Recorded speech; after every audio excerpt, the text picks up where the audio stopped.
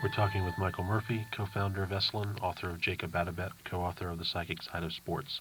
Now, it's very like what happens also in these monastic vigils. Thurston, in his book, describes certain ones of these monks and saints who, in which these luminous phenomena appeared and were observed by many witnesses. And in the canonization proceedings, when the devil's advocate, was trying to knock down the case to have some of these people be made saints, a lot of this evidence was introduced and cross-examined and so forth. And he, in his book, he has a lot of that material. And one of the things you get are these sudden appearances of light or of flooding energy in the vicinity of these people in these states. And you know all the stories about these around the yogis, this energy. I felt that kind of energy in Aurobindo's. The mother let me meditate in Aurobindo's room for an hour once, and I tell you, it was extraordinary. I can't believe that it was simply suggestion, quote, whatever that means, that did that. It was an incredible thing. Well, in any case, there is that kind of experience there, that this energy pouring out of nowhere. It's as if, a kind of a fountain out of hyperspace. So this happens a lot in meditation. Maybe, people who are listening to this program who've done some meditation know what it's like when it's as if this thing turns on, and suddenly it's as if something is given birth to. This is one of the most common things you hear, that suddenly something is born inside them. Well, where does it come from, this energy and this being, this substance? And people like to talk also by the way of substance, that somehow they feel more substantial. That's a kind of a language. Again, it's a metaphor, but it feels like substance. And there is an energy, Yeah. And sometimes it's perceived by others as light, or as an impact, a kinesthetic. You can feel it in your solar plexus when around certain people, and this kind of thing happens. I've talked to a number of artists, writers and painters both, who've had the same kind of thing. In Adabet, I used some stories I'd heard about a painter who, when he touches his brush to the canvas, there's some transaction going on between his brush and the canvas, like a lightning rod, that some subtle energy is passed into the canvas that is kind of held in suspension until the viewer then reawakens and it comes out again. So among artists, there's the same sense of giving birth to subtle energies that seem to come out of nowhere. And inspiration, breathing in. Suddenly these ideas, where do you get these ideas? Where do these combinations come from? Now that's more in the realm of idea, but it's the same kind of process that it's breathing into. The Platonic dialogues are full of this kind of imagery. You can read a book like Henri Poincare's great study of creativity that talks this way. So, these are, in all these realms, you have this constant experience that fits very nicely to this notion that there are these various levels of structure and energy that are kind of cohere with one another like Chinese boxes, and that we can get access to. Your work also suggests that you can reach these other states of consciousness not just by sitting in a corner. Exactly. But you can do it. Marathon. Yes. Or painting a picture, or writing a book, or what I'd love to explore someday is these events in everyday work, in places where we wouldn't expect it. George Leonard likes to quote that great passage in Anna Karenina, where the wheat fields are out working in the wheat fields, and where they start the mowing. It's based on one of Tolstoy's own experiences, and the rhythmic mowing of the wheat, and then suddenly this mystical experience he has. But in everyday work, and I suspect these processes are happening at least subtly in all sorts of places you wouldn't expect. But you're not supposed to have them, or they're too subtle to notice even. But for example, people who have very repetitive jobs, just sitting there doing the same thing over and over again, often have these very subtle sense of renewal that comes. And if you talk to them, I'd like to tease out these elements that are in more dramatic form, maybe in a yogic vigil or during a marathon. Well, one can see if one's doing what some people would term mundane kind of work. It's a kind of work that takes you outside of your mind. It shuts off the mind. Yeah. And that's one of the characteristics of meditation, is shutting down the mind. So it's easy to see where this would be quite possible to reach these states of consciousness where the mind gets shut down. Absolutely. Of course, you always, I always feel bad about starting to look in some new place, because then everyone gets self-conscious, about this thing happening. But the other side of it is that it can increase awareness of it, and you can. But yes, it's. I'm sure it goes on all over the place, and the theory that I'm working on right now is that it's a universal process. But it's hanging fire. It's trying to happen, but we haven't yet harnessed it fully. And all of these various disciplines that we're all interested in, and your work, Mike, and yours, Stuart. I mean, all of it is we're all in our ways trying to build up this transformational discipline, this yoga of whatever it is. I mean, to plug into it. Michael, I'd like to see us go off on a slightly different tangent now, and come back to here in America. And when I talk around the country, I acknowledge you as somebody who gave the human potential movement a womb, literally, when the Esalen Institute, my goodness, founded in 1962, because people talk about Maslow and Fritz Perls and Carl Rogers, but so much of what started began at Esalen in the 60s, and so I'd like to give you an opportunity to reminisce on how you feel about what you've started, and just where you see the human potential movement going, and where you've seen it come from, and how you feel about it personally. Well, we never thought it would end up like this. I mean, when we started, it was 61. We started, Dick Price and I started thinking about it, and we started in 62. We didn't have a blueprint. We had a few basic ideas. I guess the basic metaphor was exploration, and to create a forum where we would entertain divergent viewpoints. And we had there were two models that we didn't want to be. We said that to ourselves. One was the teaching schools in which there was a central dogma that was tightly adhered to. We didn't want that. We wanted to have at least divergent absolutes. Both of us had been impressed with Allen Ginsberg's statement. You remember he said his first acid trip, he said he saw the absolute, and then he took his second trip and he saw another absolute, and then he took his third, and pretty soon he realized there were contradictory absolutes. So we thought we'd have a place where we'd have these contradictory absolutes all entertained, and but on the other hand, you had the university. I'd gone to Stanford, and Dick had gone to Harvard and Stanford both, and where they wouldn't touch these subjects with a 10-foot pole.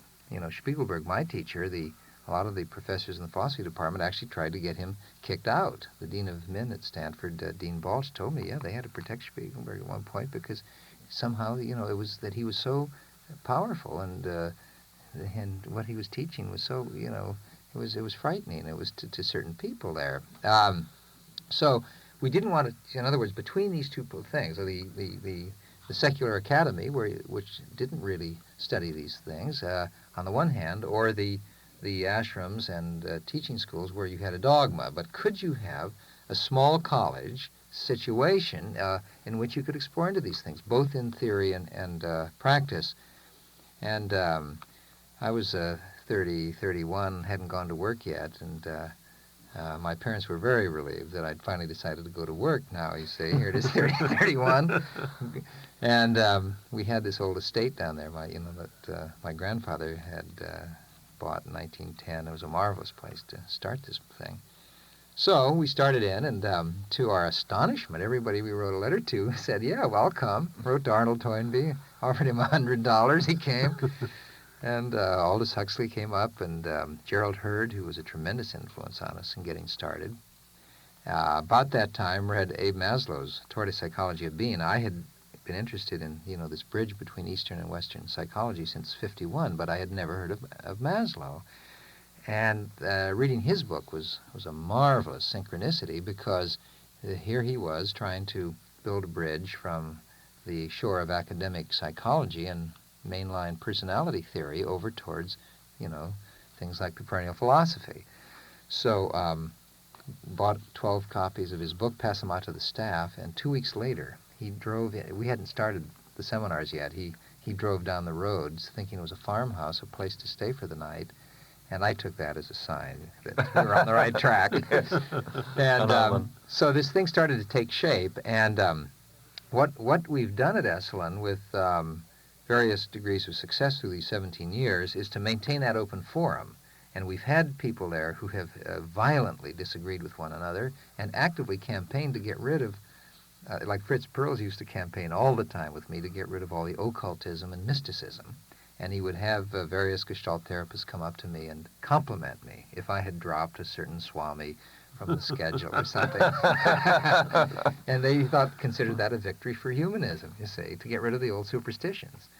Then on the other hand, you had some of our the gurus who've been around, not liking the other gurus and not quite approving, and so there's always been that, and we've managed to keep it fairly open. And then the balance between theory and practice. Now, many people don't know this, but now we have a work scholar situation there where people are there up to a year or two. So you don't come there just for a weekend or a 5-day anymore. You can come there for a month. There's a kind of a month apprenticeship, and then if that works out, you stay for 3 months, and if that works out, you stay for 9 more months. So it's in units of months. And at any one time, now we have, there are about 45 people there who are work scholars. At first you pay some money, and then every month you're there you pay less and less money, and then pretty soon you're getting paid money to work 30 hours a week and study and to be part of the situation. You can't go to Esalen now for a weekend? Yes, you can. I mean, that most people have the image that it's simply that. I see. But so we have, you see on our staff down there, I think now there are about 35 regular staff, and there's about 45 work scholars, and then then there'll be, say, 60 to 65 people in seminars at the same time. But that, I'm just saying there, on the combination of theory and practice, which was an old idea of ours, which, how could you create a situation where people could explore with both theory and practice, and yet not accept a traditional teaching, a traditional meditation teaching or whatever. So with that, we're struggling. We're still exploring. How do you put this kind of thing together?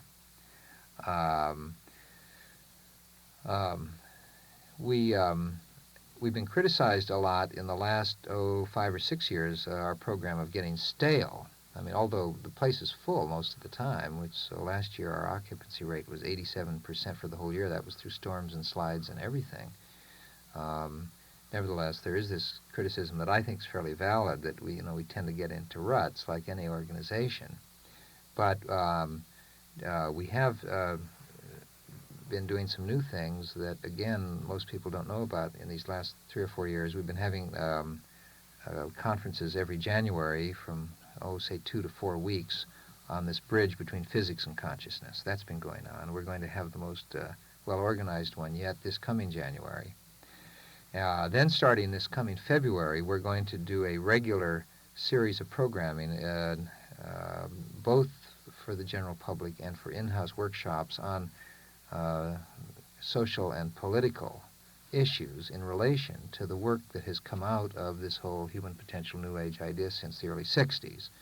There are a number of people, say John Vasconcellos in our legislature, or Charlie Rose in the United States Congress, who are friends of ours who, in their work, are trying to look for these connections, and we're going to have them at Esalen exploring these bridges between the world of politics and or the work in ecology, or work on this whole problem of atomic proliferation and or Amnesty International. I mean, there are various things, and that is starting in a more systematic way this coming February. So in spite of the ruts we get into, we've managed to keep innovating, and it's not innovation for innovation's sake. I really don't believe in that. I think it's really come out of the interests of the people who are kind of in the larger Esalen network. There's just an awful lot of interest right now in, for example, the connecting up of the natural sciences with the social sciences, and the connecting up of these political concerns with these interior concerns. You could almost predict with the 80s you're going to see the flowering of those two integrations. The mystical and the practical. Well, yeah, the mystical and the practical, the inner and the outer. Self-realization and social realization and so forth. I mean, it's kind of like there are these cycles. I mean, so that's some of our history.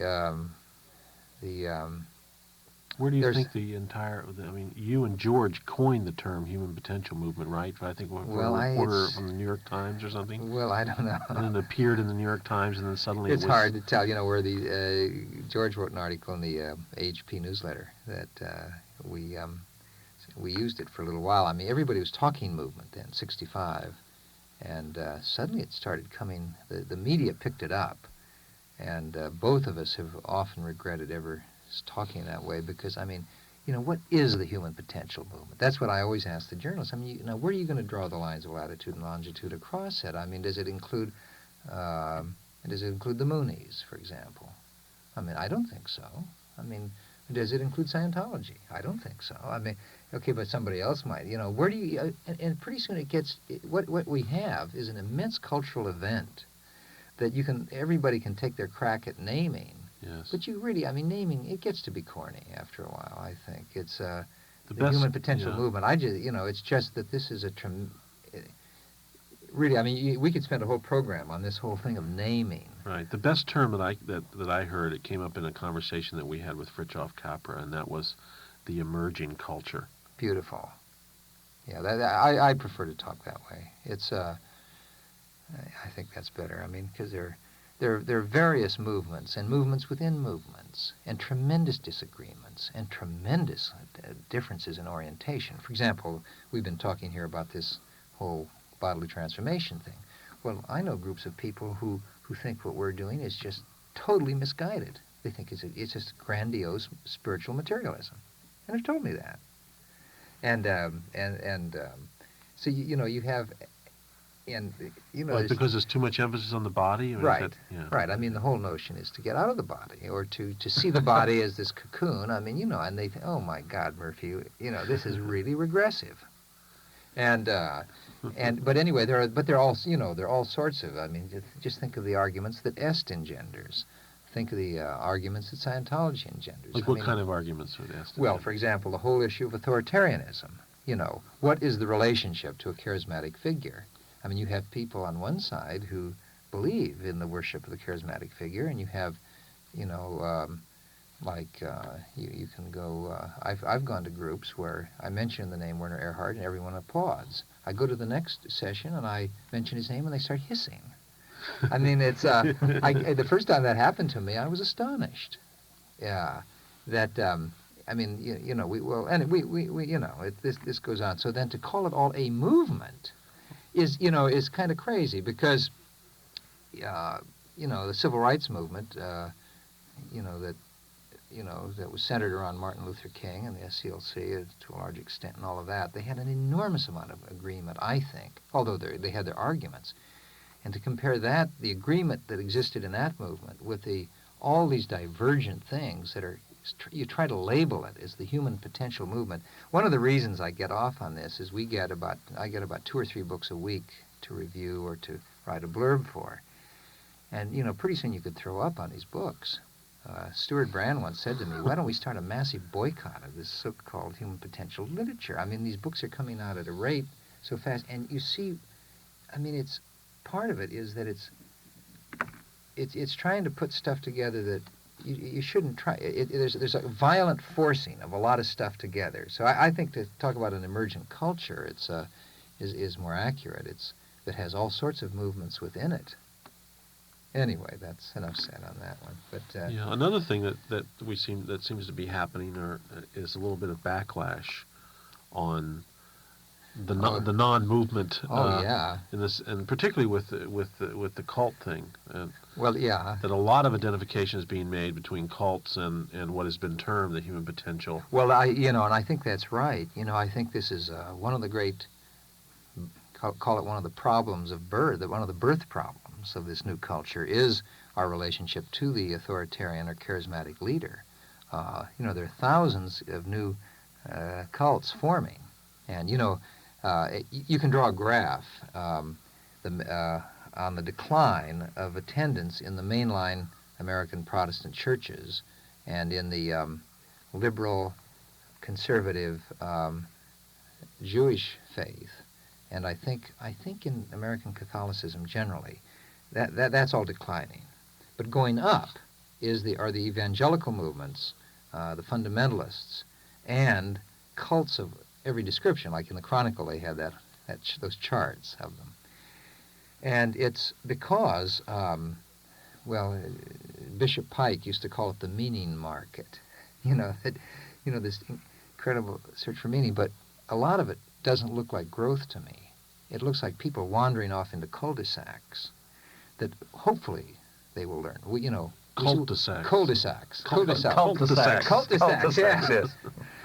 Yeah, and let's say you have a friend. I've had some friends who've gotten very wound up with certain gurus, and you try to talk them out of it, and pretty soon you see a disaster. And you hope that they're learning something from it, and then pretty soon you see maybe they didn't learn anything from it. And there's a vast amount of this going on right now. We had this Esalen had this conference in '73 on spiritual and therapeutic tyranny. Right, that was the one that didn't include any women. Yes, it turned out that wasn't the only thing it missed. It mainly missed, but it was a marvelous, people screaming at each other and throwing things across the room and outbreaks of violence. It was awful, and marvelous at the same time. But the whole issue it brings up, I think, is one that ought to be looked at, and it's you can't help caring about it. You see some friend, for example, giving away all his money, leaving his family, giving up his health, giving up his sanity. Pretty soon there's nothing left of this guy. And you just stand there and watch it. It's like you're standing at a wreck. And we're supposed to be this tolerant, great, it's your right, you go ahead and do it. But gee, at least you're tempted to go over there and try to talk him out of it. I sympathize with some of these deprogrammers. Now, but I think they're wrong too. The thing where you kidnap people and all that's not right. But practically every tightly wound group I know of now has a deprogramming group somewhere. I don't know why it's funny, but we could talk about this. These groups are forming, and most of this nobody's described it yet. There's no real literature. Is there a deprogrammer for EST? Is there somebody that... Well, there's that kind of stuff around, yeah. And groups you wouldn't expect, where groups will form, and then I haven't, the EST thing is, I think, you see, EST, you do the training for a weekend. It's not enough to get, embroiled in an ongoing situation. But where you have a sustained situation where a person more and more, and then the fear of breaking out becomes, you think you're going to die, and the death pangs of leaving. And so then you find people to support you in leaving, and then you form a group to help others to leave. So these groups kind of start polarizing. So you almost could line up. There's supposed to be 3,000 new cults. There's probably 2,000 deprogramming groups fitted to those cults. So that's going on all over the place, and it's a loaded issue, and there's no way out of it. And it's you could say if you were to look, one way to look at the world, if you were to look at the world as a single person, it's a crisis of individuation, and the human race is going through this. We want to fall back into a situation where we're totally taken care of. We don't have to think anymore. Suddenly the whole world feels marvelous, and it's a failure to grow up at some level.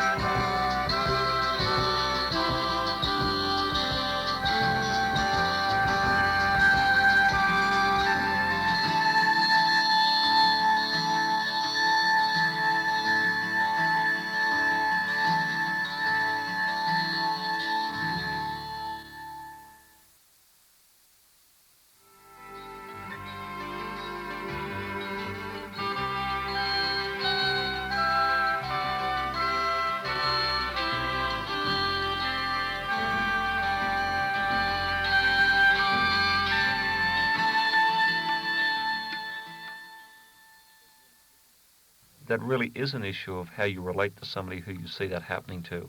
And it goes beyond that, because you always, I at least always struggle with the question of to what extent you interfere, to what extent you let the individual experience the consequences of their own path. Yeah. To what extent is there causality? How responsible is the individual? How viable is democracy? How viable is constitutional? How viable is the Fifth Amendment? How viable is all of that stuff? Exactly.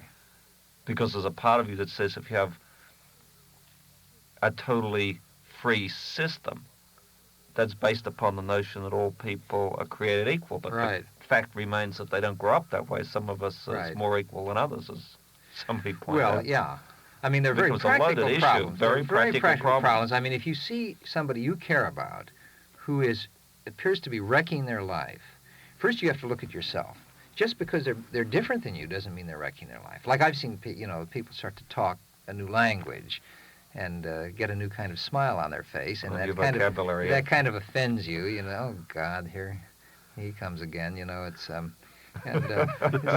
but you have to check your own reactions. That's one level of it. And you might kid him or something about it. Okay, and the next time you see him, he's lost 75 pounds, and he really looks kind of green around the gills, and he hasn't had a good night's sleep for 2 weeks. Then you begin to worry, and where do you intervene? And then there's another thing to worry about. I know 7 groups now that are arming themselves with weapons, and that use physical violence on people. There are 7. I mean, we don't have to get into who they are right now. I mean, we've read a lot about some of this, but there's that whole aspect, and they have the truth, and they're going to inflict it on you physically. That's right. And then there's the 2 or 3 groups that are practicing this mental hexing, where they do these whammies in the middle of the night. If we just if we stick to the body area for a minute that you were talking about, Michael, I remember the first workshop we ever did in Boston. There was a whole contingent there. There were 35 people from a community that have a particular attitude about diet. And they were going to cleanse themselves through diet. And they were easy to recognize because they all looked like they haunted houses for a living. So it's very, very clear to know that they were members of.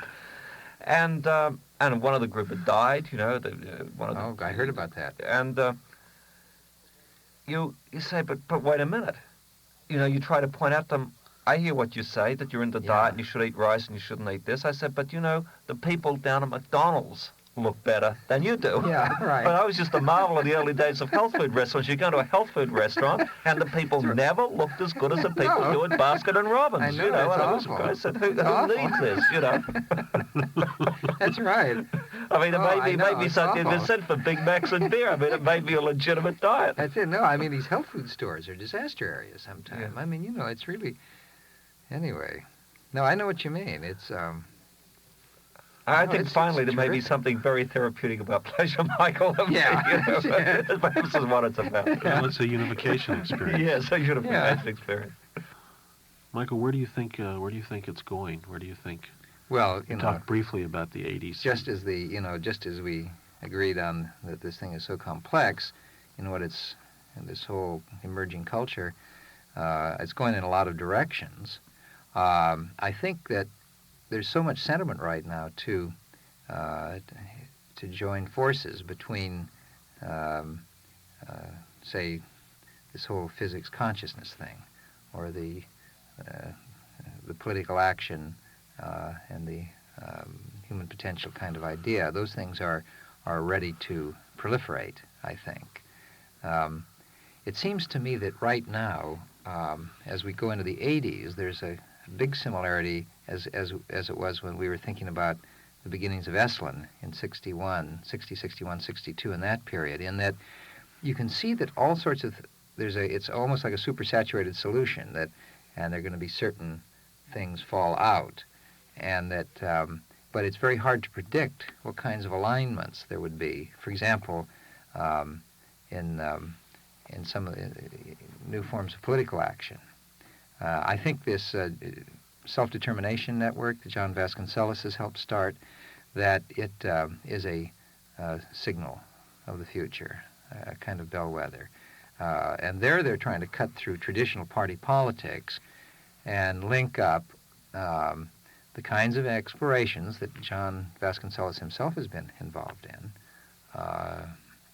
in Gestalt practice, Reichian practice, these kinds of things, but in his own vein. I mean, he's not a true believer with any of this, but trying to see if this belief in personal autonomy and personal liberation can be brought into politics. His own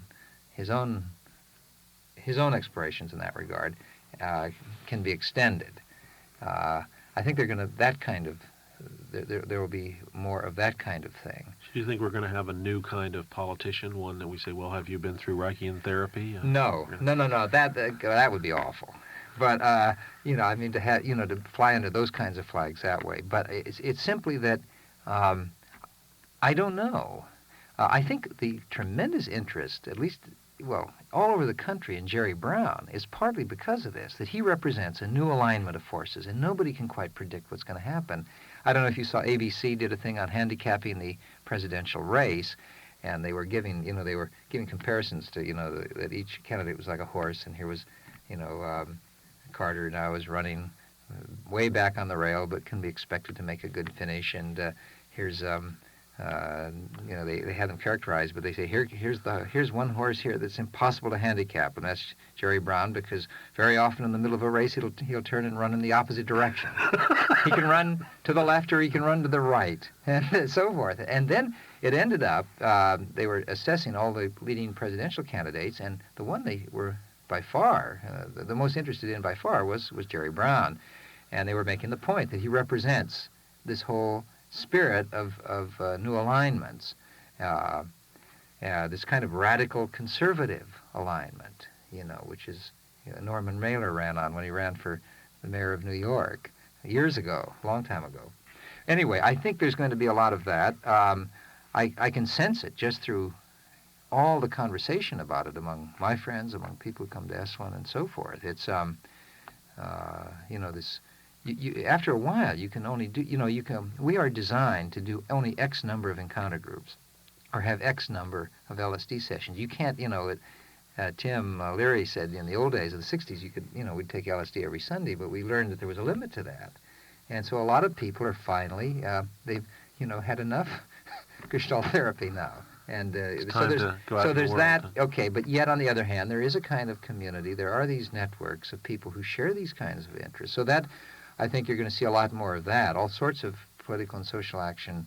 Michael Rossman's been speaking to that and lately, and anyway, there's going to be a good deal of that.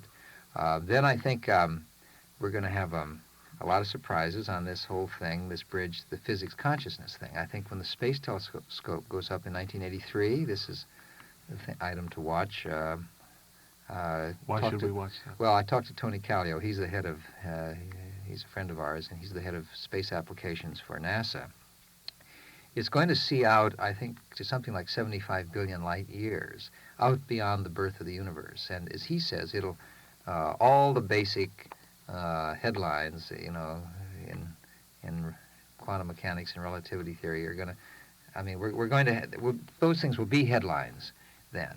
And there's going to be a tremendous interest in this strangely structured universe, and there's going to have to be a job done in translating the discoveries of that telescope into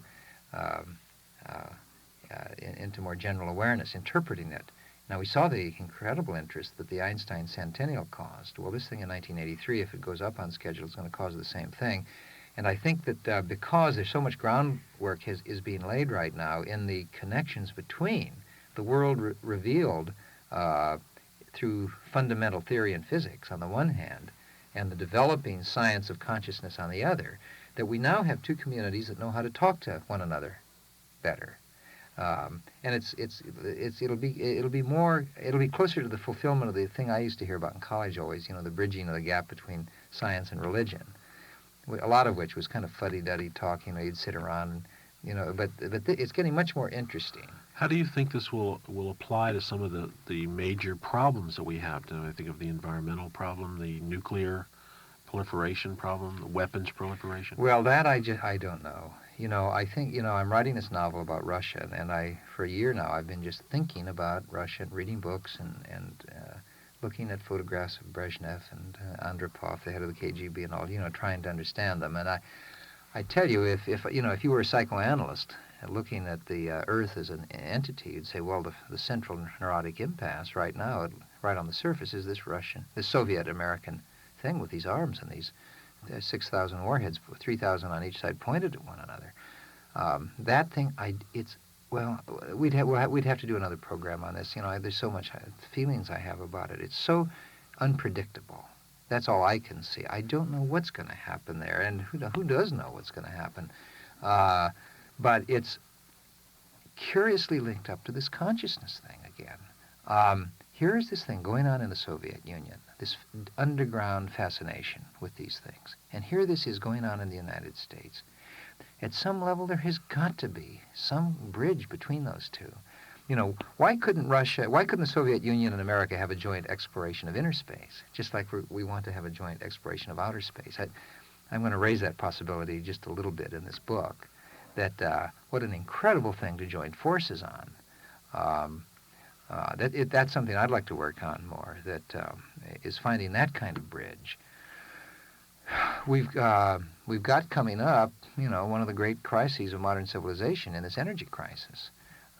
All the reliable people say that it's going to be far, far worse than any. These little lines we have now are nothing compared to what's going to happen. I mean, Japan depends on a tanker, every 30 seconds or something coming in? I mean, how are we going to adapt to this? Can we adapt quickly enough? So that's all factored in.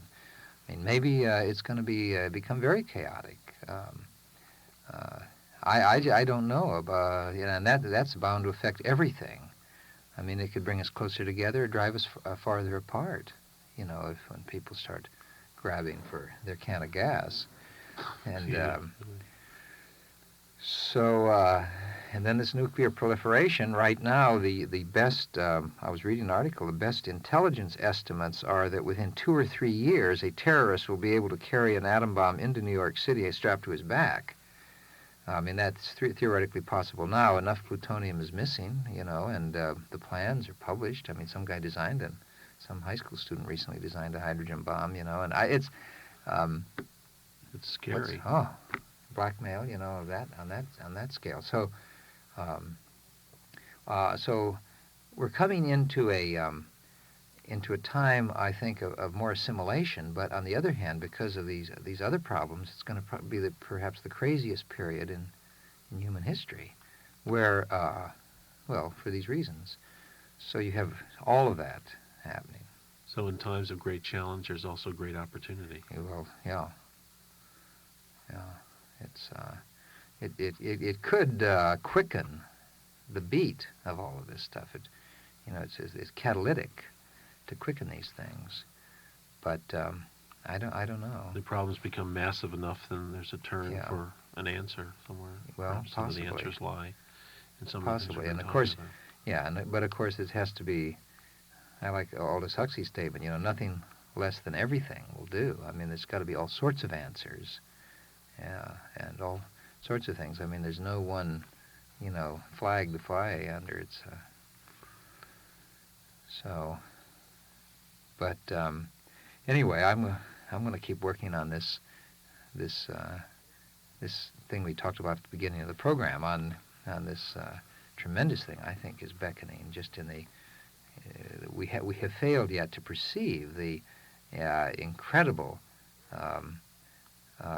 mobility of the human body and the capacity for transformation in the body. I still think, in spite of all the platitudes that are floating around in all the workshops and in all the literature right now, we've only just scratched the surface there, and I want to work along that line. Michael, thanks for being with us. Great, I've enjoyed this very much, both Mike and Stuart.